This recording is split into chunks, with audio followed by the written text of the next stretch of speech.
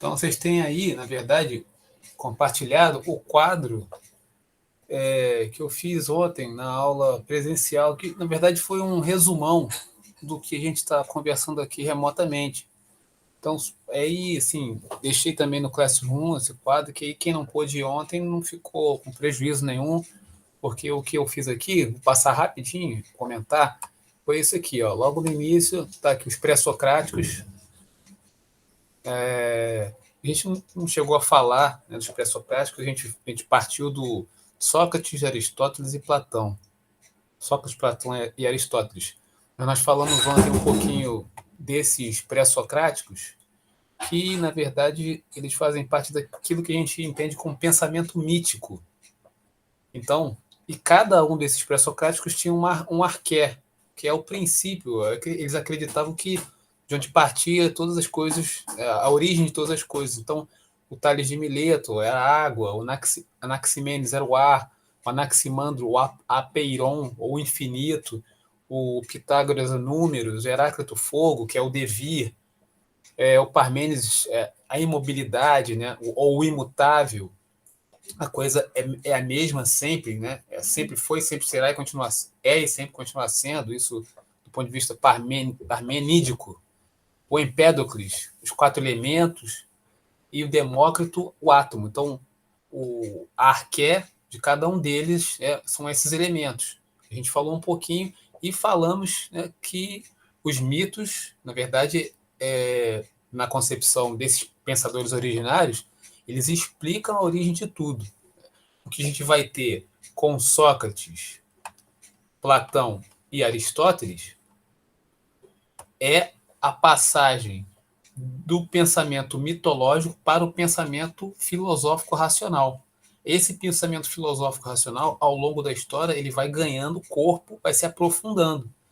Então, quem estudou comigo no primeiro ano, a gente fez uma leitura da Apologia de Sócrates, que é uma obra do Sócrates que guarda questões éticas, porque o Sócrates, como vocês bem sabem, ele desloca o olhar da natureza, que era para onde os pré-socráticos estavam olhando, os pensadores originários estavam olhando, e lança agora o seu olhar para o homem e a sua ação na realidade.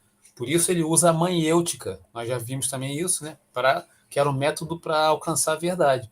Na Apologia de Sócrates, né, que é a defesa que ele faz, né, porque ele está sendo acusado injustamente de ir contra o Estado, os acusadores dele, na verdade, ficam incomodados justamente pela ação que ele está fazendo ali na cidade de perguntar, que é justamente a maiêutica. Não sei se nós falamos sobre isso, mas a maiêutica, a palavra grega, né, maiêutica quer dizer parto. A mãe do Sócrates era uma parteira. E o Sócrates se dizia um parteiro, mas não de corpos, mas de ideias. Então, a partir das perguntas, né, que ele fazia aos seus interlocutores, ele não só desconcertava as pessoas, como ele fazia com que a pessoa percebesse que ela não sabia o que acreditava saber. Isso incomodou e aí ele foi acusado, e na Apologia de Sócrates, que não foi escrita por Sócrates, porque ele não deixou nada escrito, quem escreveu a Apologia foi Platão, o seu aluno, ele faz a defesa dele. Depois nós falamos sobre o Platão, um pouquinho rapidamente, né? Que a coisa mais importante para vocês terem na cabeça aí é o mundo sensível, o mundo inteligível de Platão, né? O mito da caverna traz essa alegoria do mito da caverna que está nesse livro aqui, A República, no capítulo 10. O Platão ele bane os artistas da sua república ideal, e no capítulo 11 a gente encontra o mito da caverna, que fala sobre a questão do conhecimento, na verdade, né? O mito da caverna vai tratar mais do conhecimento. O filósofo que se desacorrenta lá de onde ele está, junto com as pessoas, sai da caverna, toma contato com a luz que ofusca sua visão, né? A luz aí é uma metáfora do conhecimento.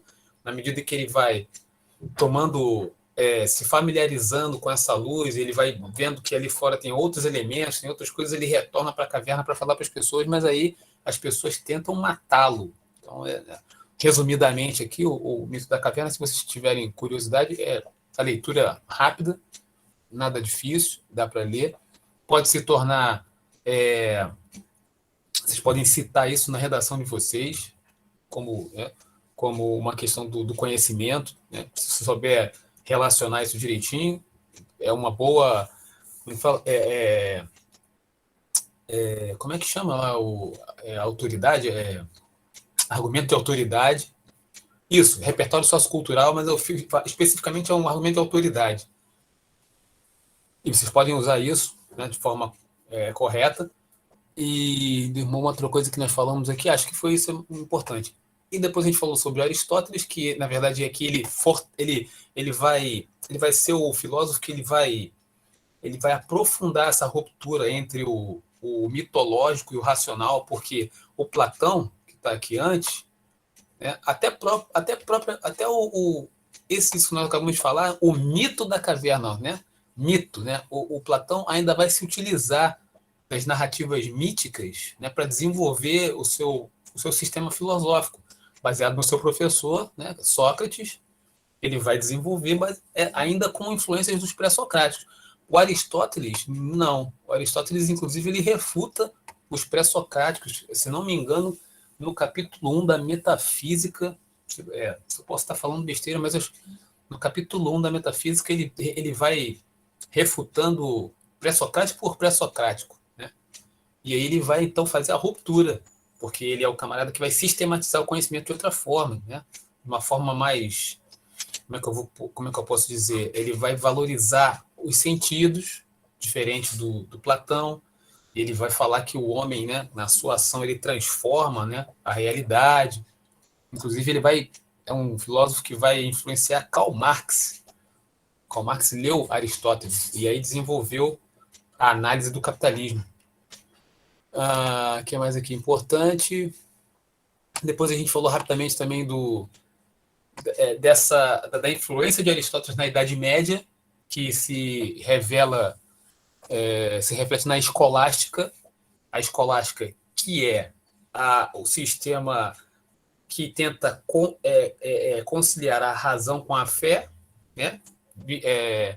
Por meio a sua maior expressão vai se dar por São Tomás de Aquino, e o Santo Agostinho, que é influenciado por Platão. Santo Agostinho neoplatônico, vai desenvolver esses dois, né? Tanto São Tomás de Aquino quanto nós já vimos isso, né?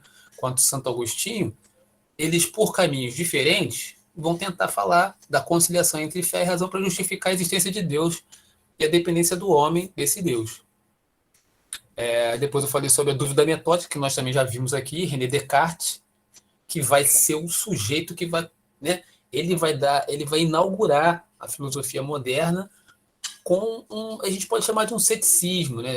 A dúvida metódica ou a dúvida hiperbólica.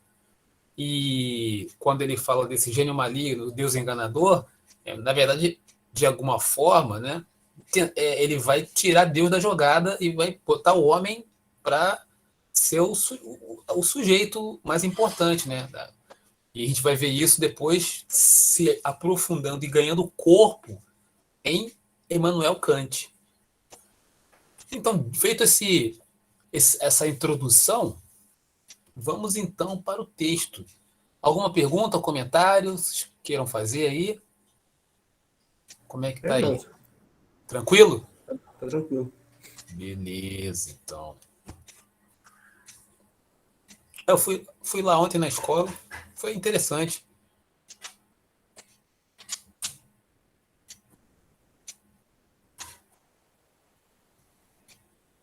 Beleza, Vitória. Vitória. Vamos então esse texto aqui. Então, vamos ver o que vai acontecer, porque ele eu escolhi assim um texto como se fosse uma passagem assim, né, da Idade Média, que nós acabamos de ver lá Santo Agostinho e Tomás de Aquino, para falar desse racionalismo que vai, né, começar a brotar no Renascimento.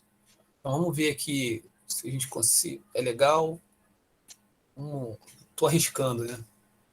Mas acho que vai ser bom. Hoje nós não temos questões para responder, mas eu fiz um formulário. Vamos ver se você vai, né? Acho que é interessante. Depois, deixa para depois. Surpresa. Então, estamos aqui, ó. o título é A Idade Moderna, a revalorização do ser humano e da natureza. Então, vamos ver o que vai acontecer aí agora. Ele vai contextualizar, na verdade, né? Iniciamos nossa investigação sobre o pensamento moderno, considerando brevemente o contexto histórico em que ele surgiu. Sabemos que o período que se convencionou chamar de Idade Moderna vai de meados do século XV ao século XVIII. Ocorria, então, uma série de transformações nas sociedades europeias, boa parte delas ligadas ao processo iniciado durante a Baixa Idade Média. Nós vimos lá, né, a escolástica e a patrística. No plano socioeconômico, processava-se a passagem do feudalismo para o capitalismo. Então, tem uma questão social também rolando aí forte, que vai influenciar, claro, o pensamento, né, e todas as coisas que estão... e tudo, né? A passagem essa relacionada com o florescimento do comércio, o estabelecimento das grandes rotas comerciais, o predomínio do capital comercial e a emergência da burguesia no final do período anterior. Então, a burguesia que se transforma, vai ser a grande mecenas, né, dos artistas desse período aí, né? Antes era a igreja que financiava os artistas, agora será a burguesia.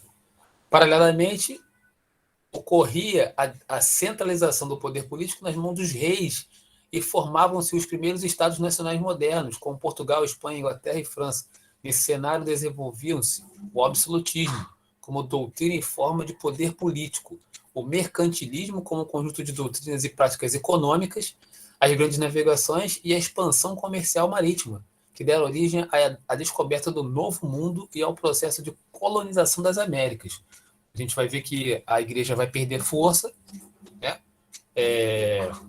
Consequentemente, a concepção teocêntrica vai sair de cena e vai entrar aquela concepção antropocêntrica, por isso que a razão, né, vai ganhar força aí, o homem no centro da parada, né?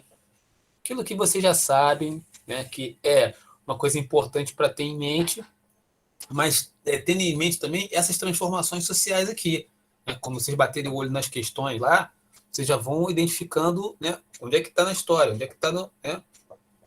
Opa, está aqui, está ali, opa, já sei onde é que está, né?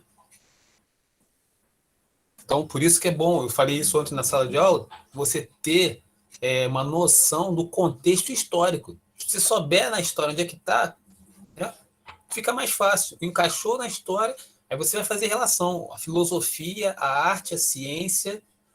Opa, esse momento aqui, né, já sei os nomes, mais ou menos. Consigo responder essa questão aqui. O mercantilismo como conjunto de doutrina, ok. As mudanças também chegavam ao âmbito religioso, no qual a reforma protestante... O que a reforma protestante fazia? Passando as fronteiras de uma mera... peraí, acho que comi alguma coisa. Ultrapassa, isso aí. Ultrapassando as fronteiras de uma mera reforma ou ajuste, provocava a quebra da unidade religiosa europeia. Então, vai perdendo força. Aquele poder religioso da Idade Média vai perder força, inclusive, em virtude do protestantismo, incorporando a nova mentalidade em ascensão, marcada pelo humanismo, como veremos adiante. O movimento reformador rompia com a concepção passiva do ser humano, entregue unicamente aos desígnios divinos, ao reconhecer o trabalho como fonte legítima da riqueza e da felicidade. Além disso, concebia a razão humana como extensão do poder divino, o que colocava o indivíduo em condições de pensar, pelo menos até certo ponto, com mais liberdade e de responsabilizar-se por seus atos de forma mais autônoma. Estou lembrando aqui de um livro que é de um autor mais moderno, que é o Max Weber, que ele faz uma relação entre o protestantismo e o capitalismo. Não vou lembrar agora o título, mas daqui a pouco vai rola aqui. Paralelamente com a criação dos novos métodos de investigação científica, desenvolvia-se a ciência natural impulsionada pela confiança nas possibilidades da razão, que questionava os princípios da ciência escolástica. Opa, olha aí, nós já vimos sobre isso. E os dogmas do cristianismo. A escolástica, né, Quem pode me falar qual é a maior influência da escolástica? Quem é o filósofo que influencia o sistema escolástico?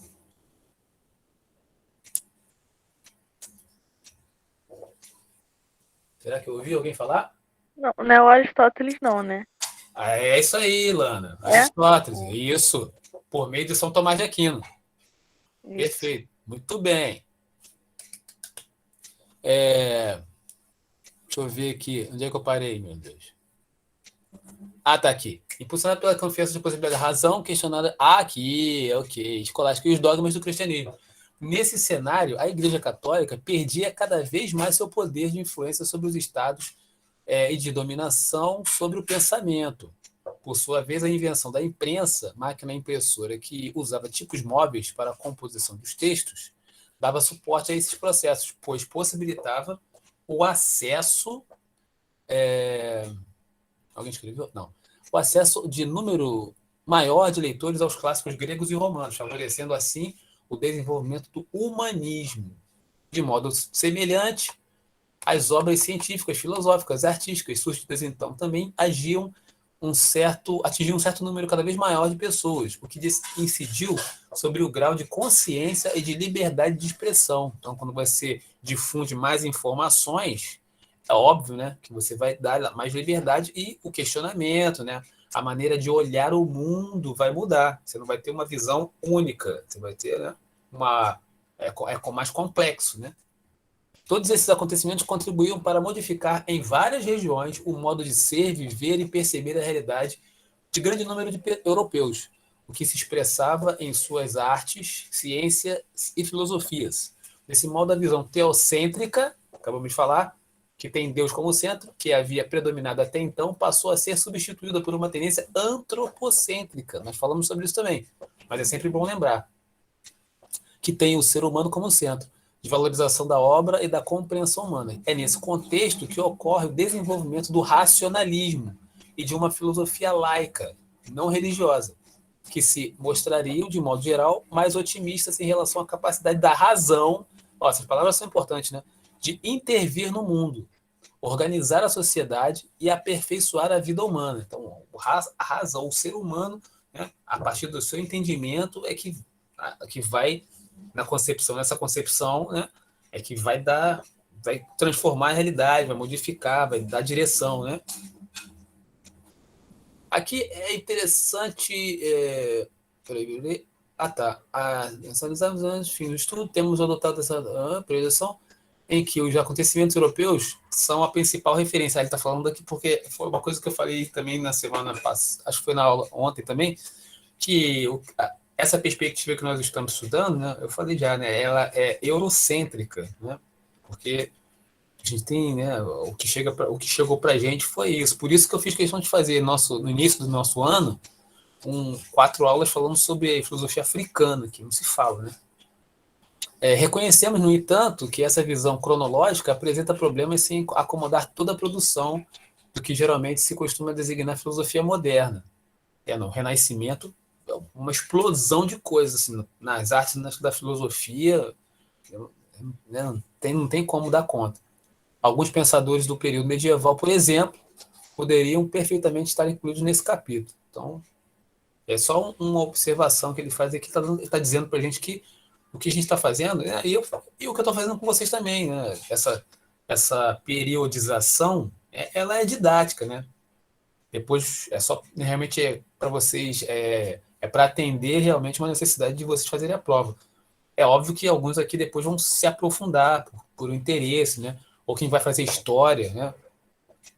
De repente, né, a parte de ciências sociais ou filosofia, né, vai emburacar aqui.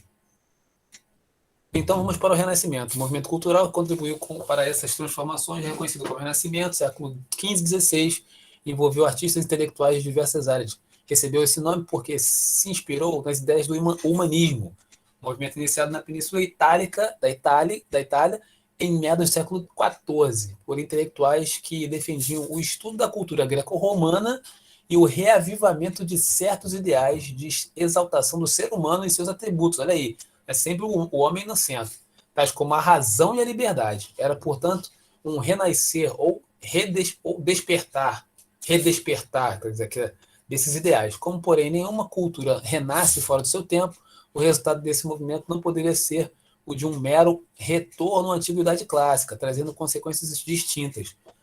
Estou lembrando aqui de um autor que não vai aparecer aqui, e talvez é muito provável que não falem para vocês sobre esse autor, que ele chama Etienne Laboissy. Etienne Laboissy foi um renascentista e ele fez um estudo um estudo inédito, né, para o seu tempo, sobre filosofia política.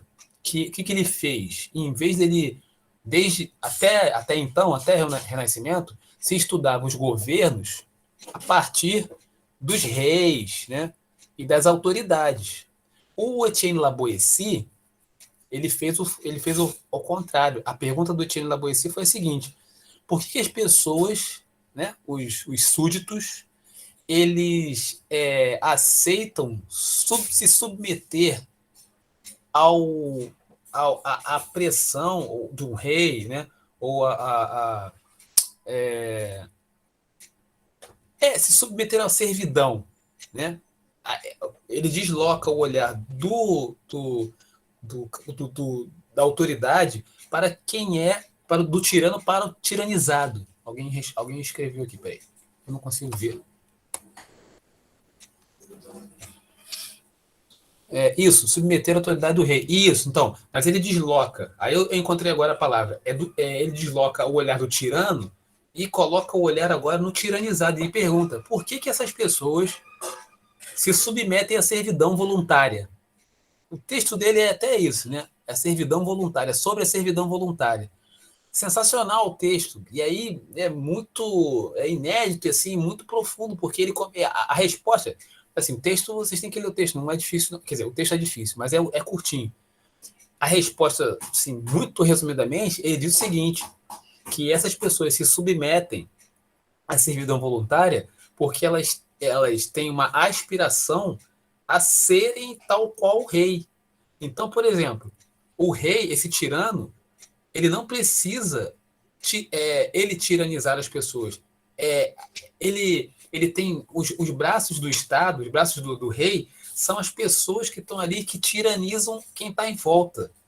Então, isso eu estou lembrando até do Paulo Freire, né? Paulo Freire diz, né, que o opressor, o oprimido, quando ele não tem consciência, ele se transforma em opressor, porque as pessoas ela tem ela aspira, né, a ter coisas, né, a ser maior, né, para fazer isso, ela tiraniza um pouquinho quem está perto, né? Porque eu não posso, né? Eu recebo isso e eu vou fazer isso com o outro, né? Reproduz. Então, a resposta do Etienne Laboissy é muito interessante e ele é um renascentista, um filósofo renascentista. Só me ocorreu aqui, isso não está no texto nem. Dificilmente eu acho que vocês talvez só escutem isso quem for fazer filosofia ou quem for fazer história, né? Deixa eu continuar aqui então, peraí. Onde eu parei? Sim, porque faço os parênteses aí. Era, portanto, um renascer à antiguidade clássica trazendo consequências distintas. Ok, vamos. Aqui já li. Ao propiciar a expansão de uma mentalidade racionalista, o Renascimento criou as bases conceituais e de valores que favoreciam o desenvolvimento da ciência do século XVII, revelando maior disposição para investigar os problemas do mundo. O indivíduo moderno aguçou seu espírito de observação sobre a natureza, dedicou mais tempo à pesquisa e às experimentações, abriu a mente ao livre exame do mundo.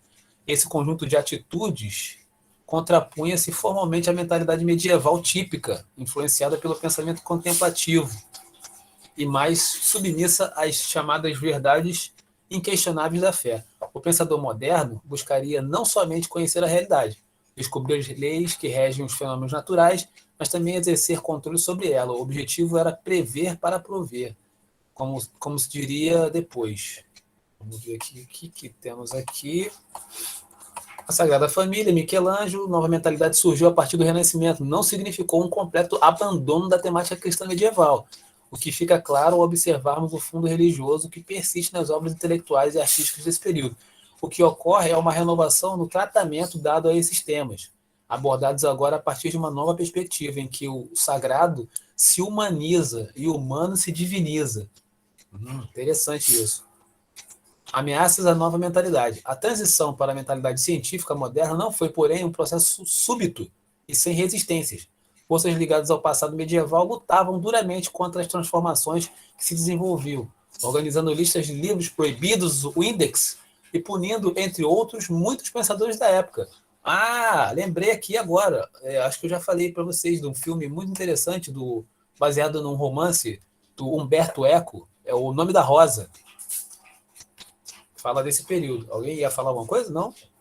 Pode falar, se quiser. Continuando, então. Foi nesse contexto que, como veremos, vários pioneiros da ciência moderna foram perseguidos pela Inquisição, tribunal instituído pela Igreja. Vocês estudarem sua história, sabem disso perfeitamente. Aqui, católica, com o fim de descobrir e julgar os responsáveis pela propagação e práticas de heresias, concepção contrária aos dogmas, como vimos no capítulo anterior. Nós não vimos no capítulo anterior, mas vocês sabem disso, né? Que Galileu Galilei, Bruno, agora eu não vou lembrar agora, acho que está aqui, na próxima página tem o que foi sentenciado à fogueira. Criada em 1272 pelo Papa Gregório IX, a Inquisição estendeu-se por vários reinos cristãos, que correspondem hoje à Itália, França, Alemanha, Portugal, especialmente Espanha. Depois de um período em que reduziram suas atividades, os tribunais inquisidores voltaram a funcionar com toda a força em meados do século XVI, diante do avanço do protestantismo. A teoria heliocêntrica. Então, estamos aqui, né, vendo aqui um pouco de história, né, para a gente poder... como eu falei, estamos aqui na transição, saindo do mundo medieval, entrando no mundo moderno, de passagem, quer dizer, entrando no mundo moderno, que a porta do mundo moderno é o Renascimento. Teoria heliocêntrica, entre as concepções que trariam os maiores estragos à cosmologia medieval, destacou-se a teoria heliocêntrica proposta pelo sacerdote e astrônomo polonês Nicolau Copérnico. Copérnico agora, depois, me ocorreu aqui, mas depois eu... Durante a primeira metade do século XVI, ele escreveu o livro da Revolução das Esferas Celestes, no qual demonstrava matematicamente que era a Terra que girava em torno do Sol e não o contrário. Como propunha a teoria geocêntrica, vigente até então. Como estudamos, a noção geocêntrica estava fundada na física de Aristóteles e na astronomia de Ptolomeu, além de certas interpretações da Bíblia. A formulação de Copérnico de que o Sol e não o nosso planeta, o centro do universo, atingia a concepção medieval cristã de que o ser humano é o ser supremo da criação e que, por isso, seu habitat, a Terra, deveria ter o privilégio de ser o centro em relação aos outros astros. Compreende-se assim o mal-estar causado pela tese copernicana. O interessante aqui, posso citar, eu já falei isso em algum momento, na música medieval, ela é, sim, tal qual essa concepção heliocêntrica. Você tem um pedal, que é uma só nota, e a gente vai ver isso no canto-chão, o canto gregoriano, e em torno dessa única nota, né, se for o sol, né, você vai ter a melodia que fica em torno dessa única nota, não tem mudanças. Essa concepção, né, essa passagem aí no Renascimento, né, é no Renascimento que vai surgir, inclusive, essa transformação da música, né, e o surgimento do tonalismo. Que o tonalismo, o que é? Nada mais é do que lugares diferentes. A música vai para lugares diferentes, né? Ela não vai ficar estática, né? Eu já falei sobre isso. Ok. Vamos. Que eu tava. Jordano Bruno, que eu tava querendo lembrar, tá aqui, ó. O astrônomo, poeta e monge dominicano, o pensador italiano Giordano Bruno, foi morto na fogueira após sua condenação pela Inquisição, por heresia e panteísmo. Bruno defendia o heliocentrismo, mas também diversas ideias cosmológicas que extrapolavam o modelo copernicano, como a concepção de que o Sol é uma estrela entre muitas outras, de que o universo é infinito e contém também um número infinito de mundos, além de diversas teses teológicas não ortodoxas. Tem um outro filósofo que a gente vai ver, o Baruch de Spinoza, que também foi um sujeito que foi perseguido pela igreja, porque ele não compreendia. A questão do Spinoza era muito curioso. Um profundo conhecedor da Bíblia, ele tem, né, os livros dele, tem até lá uma tese político-teológica e tal. E a pergunta dele era a seguinte, a pergunta do Spinoza: por que vocês, né, autoridades eclesiásticas, qual é a diferença entre vocês e nós, aqui do populacho? Se todos nós temos as mesmas paixões, sofremos dos mesmos maus, né, e temos os mesmos... Né, o que diferencia? O que nos diferencia? Meu querido, ele foi sentenciado. A sentença do Spinoza foi que a comunidade dele não deveria falar com ele. Ninguém deveria direcionar a palavra a Spinoza. O sujeito teve até uma cerimônia, que ele foi banido da comunidade dele. Um negócio assim terrível. Muito bem, vamos aqui. Ô Senhor Jesus, o que eu fiz?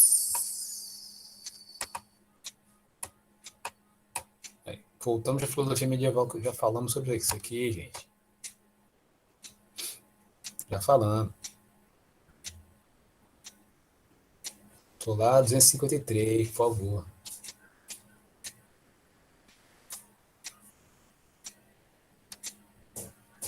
Aqui. Vamos então seguir. Acho que dá para a gente ir um pouquinho mais. Deixa eu ver aqui. Aí começa essa passagem do Renascimento, né, que tem essa explosão da ciência, filosofia, religião e tal. Agora a gente vai entrar num lugar em que tem a questão do empirismo, os empiristas ingleses, tal, David Hume, John Locke. Vamos ver aqui, se der para a gente ver isso aqui ainda hoje. Eu não sei se vai dar, mas vamos, para não ficar muito cansativo para vocês aí. Alguma pergunta, dúvida, comentários? Sim, não, talvez, contudo, entretanto, todavia? Professor, tá me escutando? Pode falar, João. Eu acho Não, tá tranquilo aqui?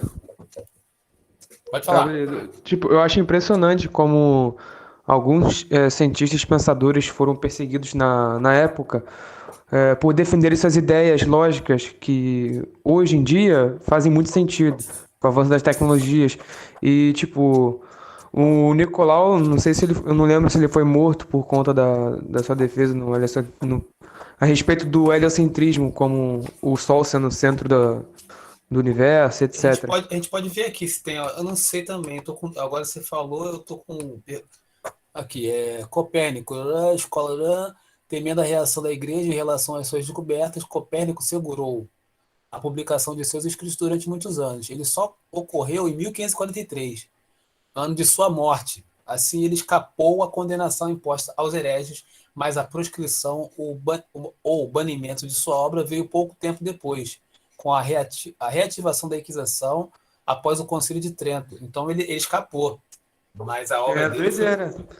Isso mostra que cada um tem um propósito na Terra, sabe? Tipo, se ele não tivesse feito isso, se ele não tivesse praticamente dado sua vida para defender sua ideia, tipo, hoje em dia não existiria tudo isso que a gente vive, sabe?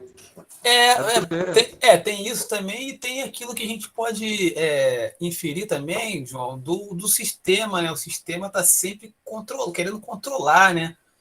Aquela coisa, né? Vamos manter, se a gente for lançar a mão aqui de uma... Aí já estou assim, né, pensando e lançando mão daquilo que nós já estudamos. Manter a galera na caverna, né? Essa coisa... Exato. Vamos manter todo mundo na caverna das notícias, sacou? Vai seguindo aqui o que eu estou falando, entendeu? Todo mundo só olhando para a sombra, mantém todo mundo acorrentado aí, maluco. Entendeu? Exatamente essa concepção aí. É isso aí. Mas, então, na verdade, o que eu estou fazendo com vocês aqui é trazer as informações, mas a filosofia, né, como nós falamos no início das nossas aulas, a ideia é que você pegue isso e comece a refletir sobre a tua realidade. Né? A gente vai, talvez chegue lá quando a gente começar a falar dos filósofos da contemporaneidade, mas vamos devagar. É devagar, é devagar, é devagar, é devagar, devagarinho. Então, razão e experiência, as bases da ciência moderna. Vimos que foi com os filósofos gregos jônicos que as crenças mitológicas começaram a ceder lugar ao saber racional. Lá nos pré-socráticos, né, a gente não viu aqui, né, especificamente, mas no finalzinho, né, do período helenístico, se não me engano, vai ter o início da ruptura que vai se dar lá em Aristóteles. Mas aqui ele está falando, ó, os jônicos, né, dando lugar ao saber racional. A ideia de caos começou a ser dissolvida, nascendo para substituí-la o conceito de cosmos. Dentro desse novo conceito, o universo passou a ser encarado como algo ordenado, harmônico, previsível, capaz de ser compreendido racionalmente pelo ser humano. Aristóteles vai sedimentar essa concepção. O conceito grego de cosmos desenvolveu-se desde o período pré-socrático, encontrando novas formulações com os filósofos do período clássico, olha aí, especialmente Platão e Aristóteles. Estes legaram ao Ocidente medieval a ideia de um cosmos ordenado, no qual a Terra tinha lugar privilegiado. Era um cosmos finito, fechado, dividido em dois planos básicos, o céu e a Terra. Podemos imaginar a revolução espiritual que representaram, portanto, as novas concepções da ciência nascente. As conquistas e realizações renascentistas deixaram a maioria das pessoas desorientadas e desconfiadas. O mundo racionalmente ordenado da antiguidade foi questionado e aos poucos dissolvido. O René Descartes começou a questionar, porque qual era a escola que o René Descartes frequentava? Era a escolástica. O que representaria a cidade, o império ou a igreja diante do universo infinito? Se eu tenho uma coisa que está para além, foi o que o Spinoza fez. Espera aí, qual é a diferença entre eu e você aí, cardeal? Mesma coisa. Qual a diferença? Aí o sujeito foi banido. Fez a pergunta errada, tipo Sócrates, né? Começou a fazer pergunta que incomodou. A respeito desse processo, o filósofo historiador da ciência franco-russo Alexandre Koyré observou: o homem perdeu seu lugar no mundo, ou, mais exatamente, perdeu o próprio mundo, que formava o quadro de sua existência, o objeto de seu saber, e precisou transformar e substituir não somente suas concepções fundamentais, mas as próprias estruturas do seu pensamento. Olha aí. Foi nesse contexto que surgiram alguns dos problemas e conceitos fundamentais da filosofia moderna. Vejamos 3 deles. A busca de um ponto fixo. Com a divulgação da nova cosmologia, uma das concepções fundamentais até então, a noção aristotélica do espaço hierarquizado, isto é, de que cada lugar apresenta uma qualidade própria específica, diferente da qualidade do outro lugar, foi aos poucos substituída pelo conceito de espaço homogêneo. Nesse, todos os lugares seguem as mesmas leis, sendo, portanto, equivalentes, sem um ponto fixo, referencial determinante de uma ordem ou hierarquia. Por isso que a matemática e a física, né, vão ter outra concepção. O que se observou foi que o Sol não se converteu no novo centro ou ponto fixo dos modernos, pois o heliocentrismo de Copérnico representou apenas o primeiro passo de um processo de descentralização exterior do mundo. Como ficará mais claro adiante, o ser humano só encontraria um novo centro ou ponto fixo em si mesmo, isto é, em sua própria razão. Olha aí, mais uma vez, né? Nós estamos caminhando para fortalecimento da razão, né? Tudo à luz da razão humana, entendida como a capacidade humana de avaliar a realidade e distinguir o verdadeiro do falso. Peraí. O mundo como representação. Como propõem diversos estudiosos, até a Idade Média havia prevalecida a noção de que a realidade do mundo se apresenta diretamente às pessoas, isto é, mostra-se por si mesma, a mente, né? Seria o realismo. Os pensadores da modernidade, por sua vez, tenderam a abordar o mundo com base na ideia de que a realidade não é apresentada à mente, mas sim representada por ela. Então, a gente vai chegar. Isso aqui, tudo isso que a gente está falando, vai aparecer assim. Vocês vão ver em Kant. A gente já viu um pouquinho, mas a gente vai rever. Kant vai aprofundar isso e complexificar isso e tentar explicar isso, né?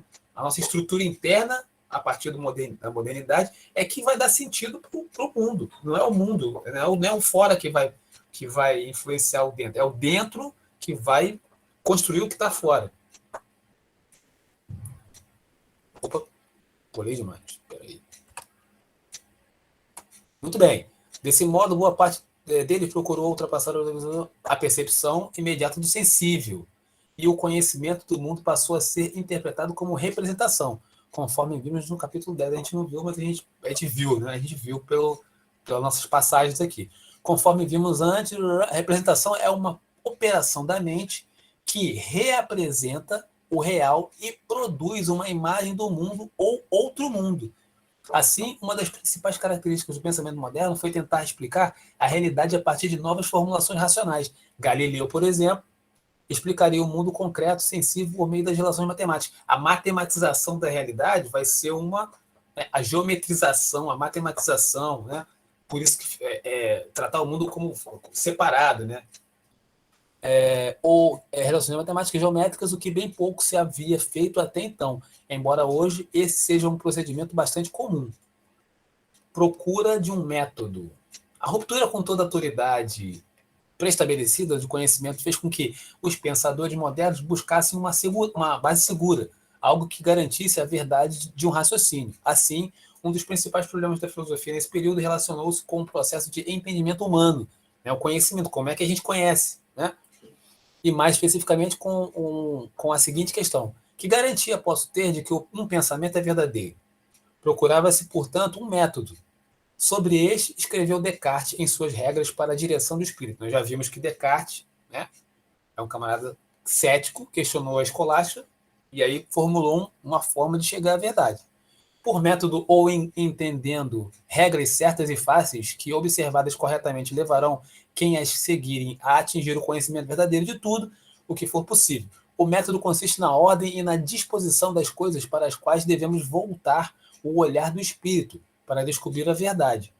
Como a razão estava em alta, o método escolhido foi o matemático, pois a matemática já era uma ciência bastante desenvolvida na época, conquistando grandes resultados com seu método lógico-dedutivo. O Spinoza, por exemplo, que eu citei há pouco, ele escreve um tratado, que é a Ética, né, que ele segue uma organização matemática, demonstração, colorários, definição, e depois primeiro ele faz uma definição.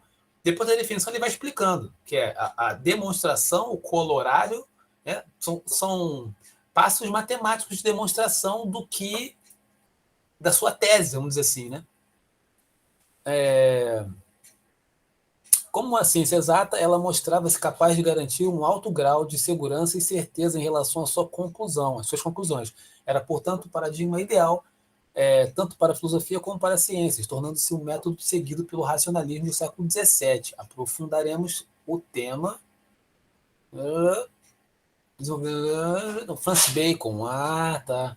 Em seguida, e Descartes mais adiante nesse capítulo. Muito bem. Então, a gente já viu Descartes. Então, a gente vai aqui o Francis Bacon e a gente para, né? Tá bom, né? Já são 3h12. Como é que tá aí? Já tem muita coisa já, né? Aliás, vamos deixar o Francis Bacon para a próxima. Que aí a gente começa com o empirismo de fato, beleza, galera? Eu vou botar aqui o vídeo que faz. Assim, e o vídeo também, talvez apareçam coisas que a gente não tenha visto ainda, mas a maior parte do que está aqui no vídeo vai fazer menção ao que nós falamos e vocês não vão ficar. Vai dar tudo certo. Vamos lá.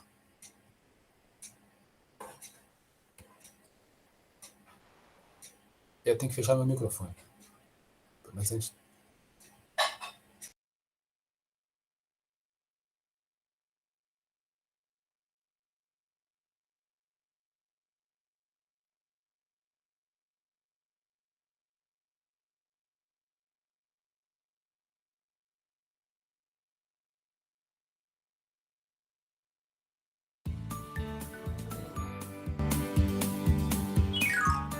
Em vídeos anteriores, estudamos o empirismo e vários filósofos que representaram esse pensamento, como Francis Bacon, Thomas Hobbes, David Hume, David Berkeley e John Stuart Mill. Para os empiristas, todo conhecimento é proveniente da experiência sensorial, ou seja, do nosso contato com o mundo. Assim, caberia à mente o papel secundário e até automático de organizar a informação obtida pela experiência.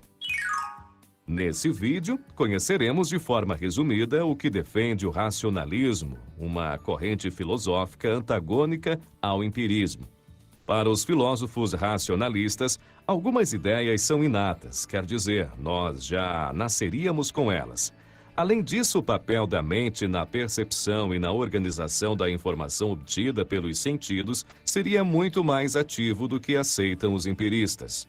Por fim, os racionalistas sustentam que muitos estados mentais e processos psicológicos são inconscientes.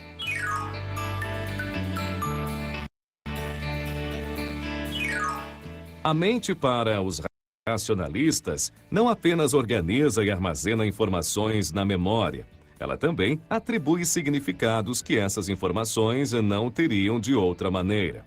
Para os racionalistas, existem estruturas, operações e habilidades mentais que são inatas, e nós utilizamos esses recursos inatos para analisar as informações que nos chegam pelos sentidos.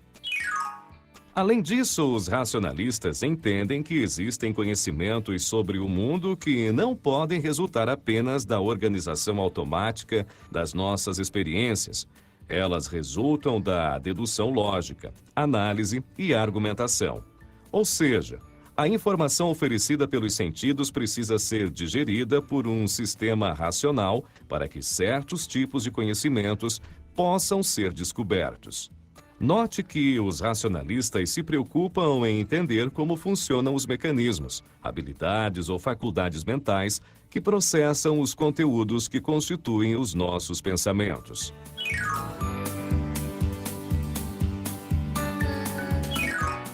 A moralidade humana, para os empiristas, é resultado da experiência, da memória, do associacionismo e do hedonismo, que, em poucas palavras, seria a busca instintiva de obter prazer e se evitar a dor. Para os racionalistas, entretanto, existem motivos racionais segundo os quais certas ações e pensamentos são percebidos pelas pessoas como mais adequados do que outros. Quer dizer, o comportamento moral seria resultado da compreensão e adoção de certos princípios morais. Por exemplo, se alguém está dirigindo um veículo a 60 km por hora em uma estrada cuja velocidade máxima é justamente essa, tal comportamento seria resultado da compreensão da legislação e da decisão de não violar essa legislação. Mesmo que a pessoa queira apenas evitar as más consequências de não seguir a lei, ainda assim existiria aí um processo de análise e reflexão que precederiam a adoção do bom comportamento no trânsito.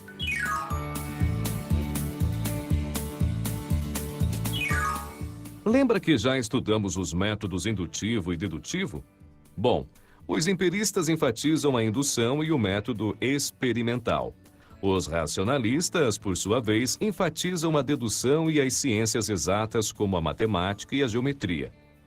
Já estudamos os racionalistas Descartes e Spinoza em vídeos anteriores. No próximo vídeo, estudaremos o pensamento de Leibniz.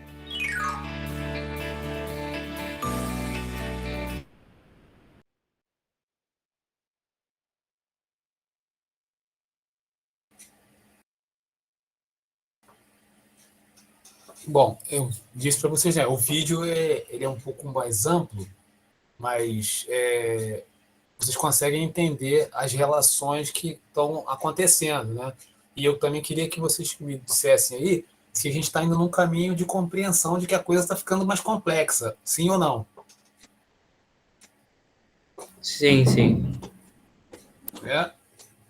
A filosofia, ela tem caminhos, mas caminhos que vão se complexificando, né? Tirando... Na contemporaneidade a gente vai ver, não chegamos lá ainda, mas a gente vai ver que essas concepções aí, por exemplo, hoje a gente tem convivendo junto pensamentos mitológico e pensamento filosófico, né? Caminhos, atualmente... Quem pergunta? Perdão. Davi, pode perguntar, Davi. Fala aí, que eu sim não consigo.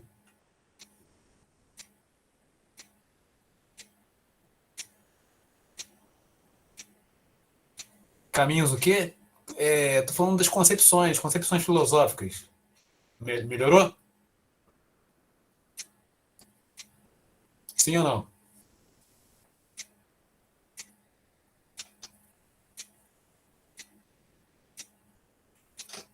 Eu perguntei se vocês. Não, o que eu perguntei é se vocês estão conseguindo entender que esse caminho que a gente está trilhando ele vai se ficando denso e vai se complexificando.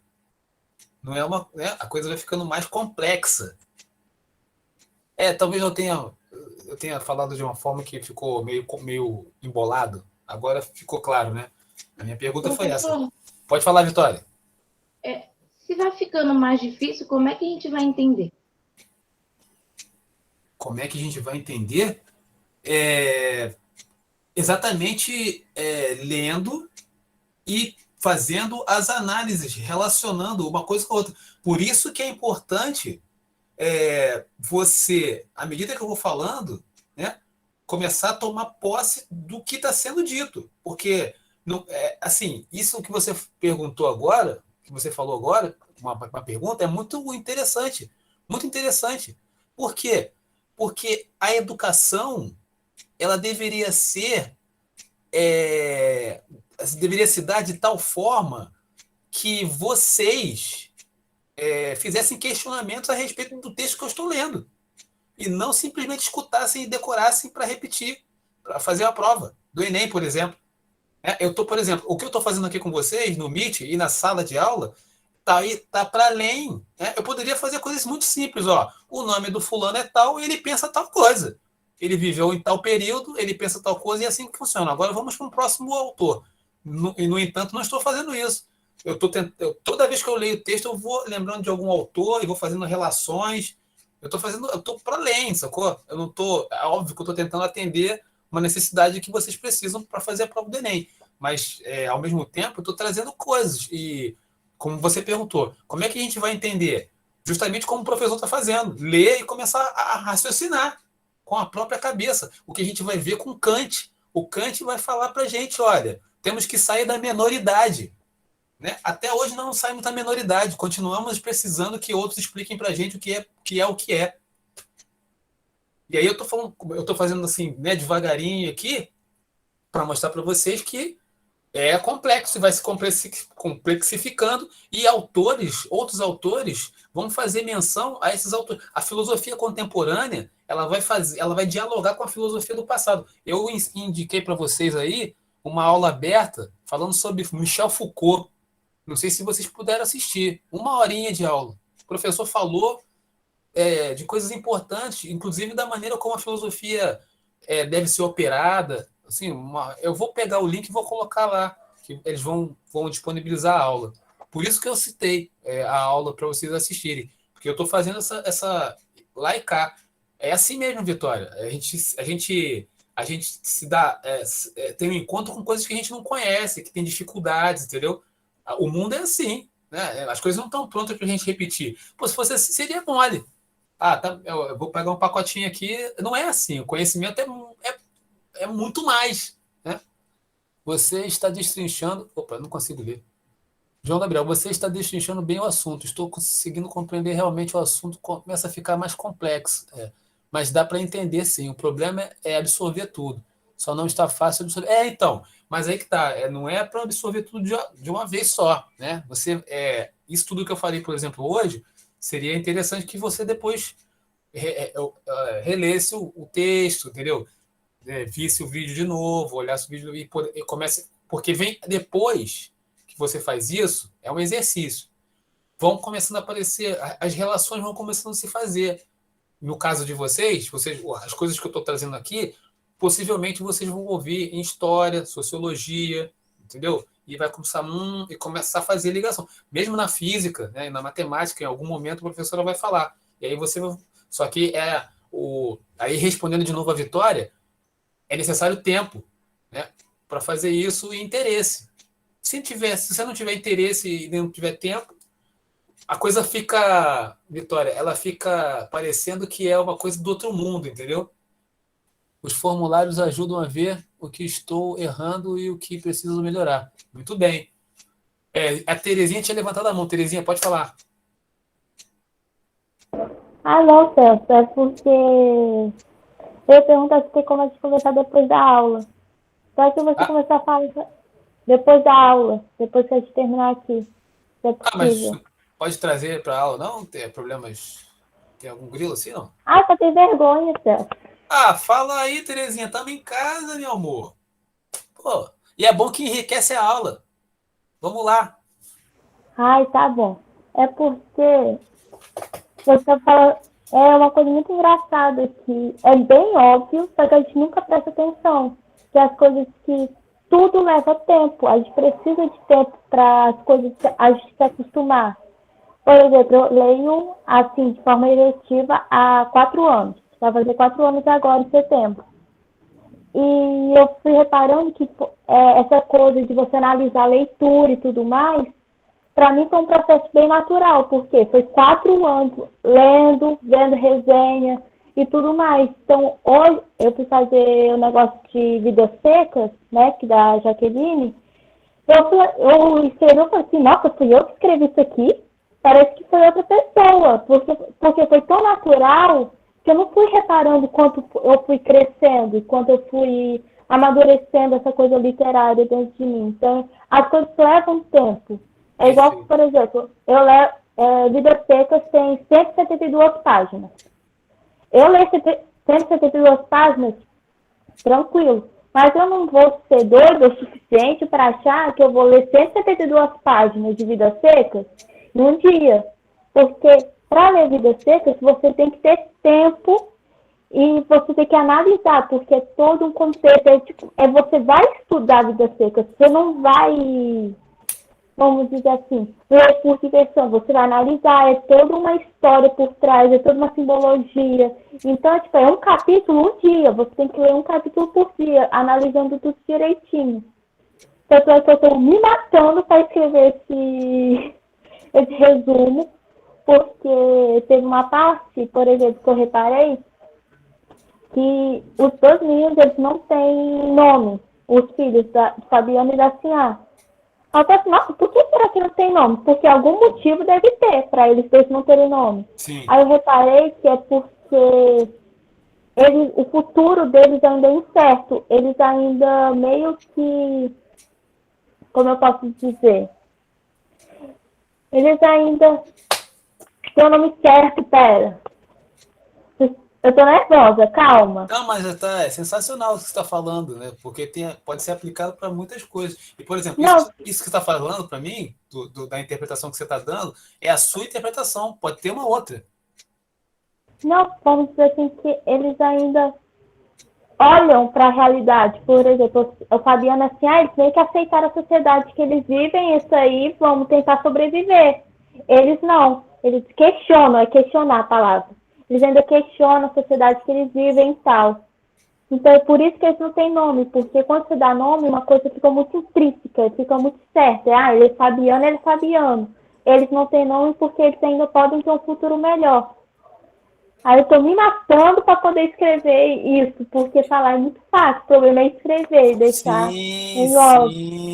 Isso que você falou, várias coisas importantes aí, Terezinha, várias coisas. Primeiro, o tempo que você precisa. Não, primeiro, não, assim, eu colocaria com interesse. Primeiro, seu interesse, né? Porque o que você está me falando, você está me revelando que você, Terezinha, tem um interesse no que está fazendo, né? e você não está fazendo, e aí a gente pode pensar até, inclusive, para aplicar o pensamento do Kant, você não está fazendo só por uma obrigação, né? Você não está seguindo só porque tem que fazer porque era uma obrigação. Você está entrando num outro nível da parada, que é se alimentando e construindo conhecimento. Isso é muito interessante. Isso vai se dar, Vitória Maria, dessa forma. Não é só o professor que traz informações. Você tem, né? O que você faz depois da aula que você assiste? Você simplesmente deixa para lá? Aí vai ficar difícil. Não é só em filosofia, não. Matemática, geografia, português, qualquer matéria. E não é só na matéria da escola, não. Na tua vida. Sacou? Uma informação que chega para você e você não pega aquilo para poder investigar, descobrir, trocar ideia. Pô, Kaique, olha só, você viu aquilo que o Celso falou? Eu entendi nada. O que você entendeu daquilo? Terezinha, é aquilo lá que o Kaique falou depois que o Celso falou. Pô, o professor falou, mas eu não entendi nada. O professor fica falando rápido, não explica nada, o camarada meio maluco, assim, meio surtado, entendeu? E você tem que trocar ideia, sacou?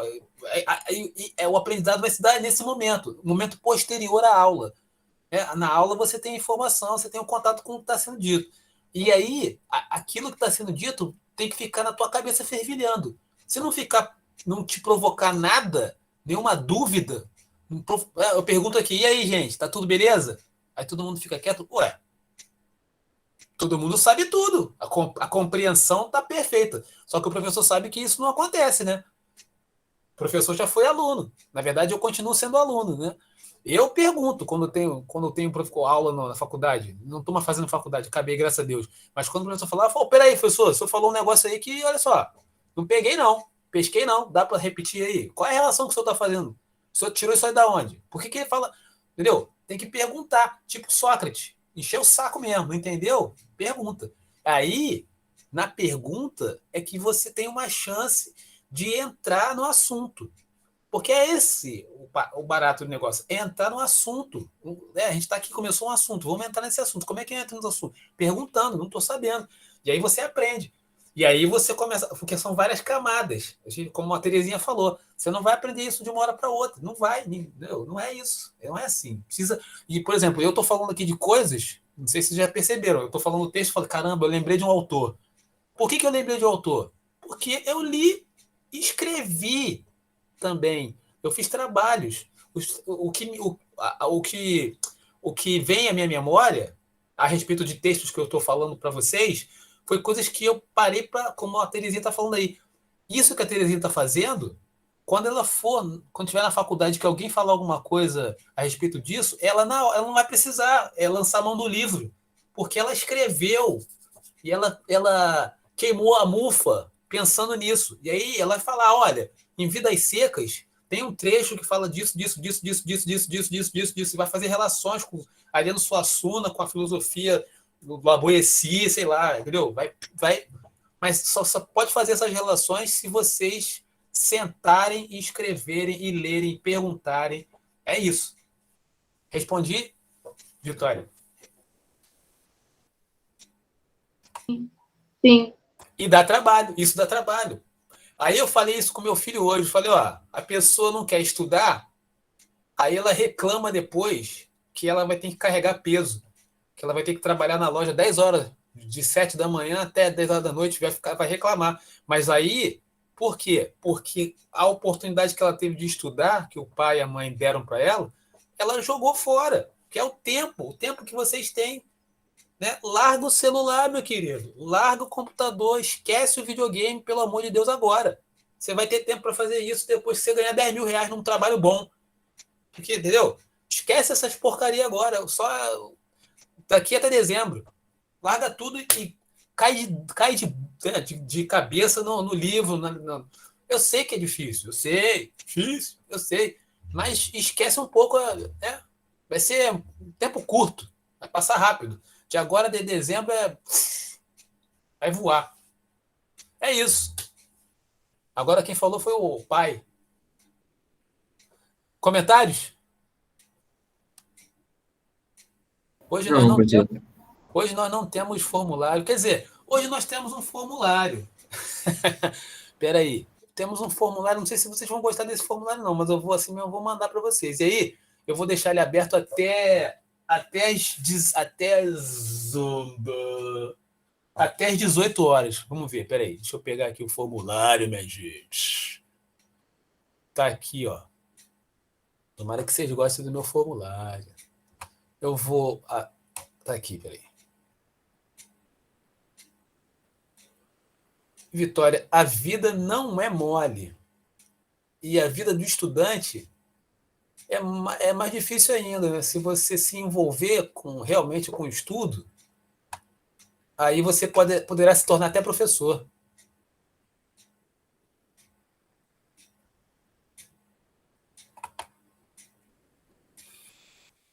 Eu vou compartilhar com vocês esse lindo formulário. E deixa eu ver se eu vou ler aqui esse lindo formulário. Peraí. O lindo formulário diz o seguinte: você terá... eu ia fazer isso, mas vou deixar mais tempo. Terá 50 minutos para elaborar 2 parágrafos apresentando os pontos principais tratados em nossas últimas aulas. Procure destacar os autores e as ideias, as suas ideias. Não esqueça que isso é apenas um exercício, né? Então você não vai ficar tenso por causa disso. Você vai... Tenta não precisa consultar as aulas, né? Vai para o seu quarto lá, né? Fala, mãe, agora não, né? Só dá um tempinho aqui, se concentra e vai escrevendo, né? Acho que até às 19 você pode fazer isso. Senta numa cadeira e vai anotando as coisas que você lembra desde a primeira aula que eu estou falando, quando a gente começou a falar lá dos Sócrates, Platão e Aristóteles. E vai tentando organizar ali as ideias, escrevendo, depois você passa para o formulário e manda para o professor Celso. Combinado aí?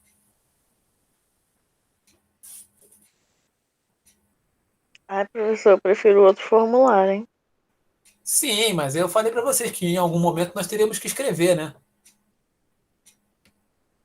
É doloroso, mas... É, assim, vai ser O um senhor pouco vai dar. complicado, né? Porque nas Oi? últimas 2 aulas ou 3 aulas eu tava na escola no presencial. Então pra mim vai ser um pouco complicado, mas... Não, mas se você quiser dar uma olhada lá nas aulas anteriores, você pode, né, pode dar uma olhada, sem problema. Mas o que eu ia falar, eu esqueci que eu ia falar. É importante escrever, como eu falei anteriormente, né, fazendo aí o uso do exemplo da Terezinha, e faz como exercício mesmo, sacou? Tipo, organizar seu pensamento. Manda para o Celso. Vitória Franco deu uma risada ali. O que foi, Vitória? Ri aí, falou o quê? Fala aí.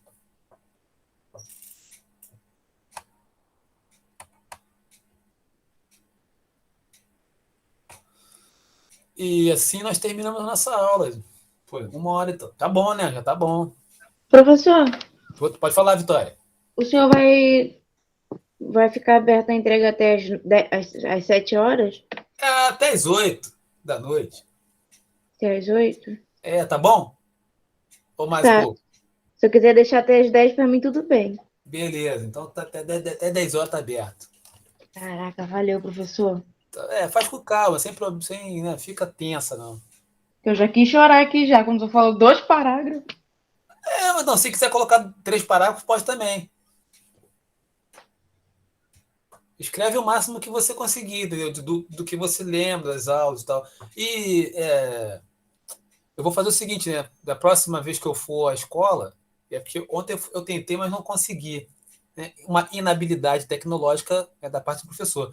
Fazer uma transmissão ao vivo, né? Quando eu estiver lá, botar para rolar no YouTube, aí vocês vão no canal do YouTube e vão assistindo a aula que eu ministrar presencialmente.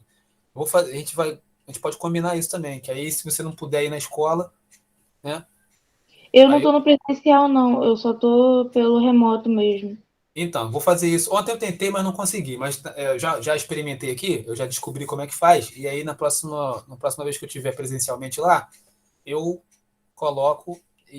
Mas vocês não estão perdendo nada, assim, porque, na verdade, quem está no remoto está com muito mais conteúdo, né? Então, aula de arte. Eu não sei quando é que eu vou ser escalado para ir dar aula de arte na escola. Deve ser na próxima quarta-feira, se não me engano, mas eu não tenho. Dependendo quem faz essa escala lá é a direção, né? Beleza, Davi? A aula de arte vai seguir o mesmo critério que a gente está seguindo aqui no remoto, né? Possivelmente, essa próxima que eu for fazer lá presencialmente, eu vou fazer o que eu fiz em filosofia. Vou fazer esse resumão, sacou? Pensei que era de acordo com a disponibilidade do professor. Também, tem que combinar, porque eu estou em outra escola presencial. Então, possivelmente na quarta-feira que vem eu vá presencialmente na escola. Aí, né, é um combinado, vai combinando, assim, e dá tudo certo. Mas é isso aí, meus queridos. Então, na, na, na segunda-feira não. Na terça-feira que vem, eu não vou estar presencialmente, estarei remotamente.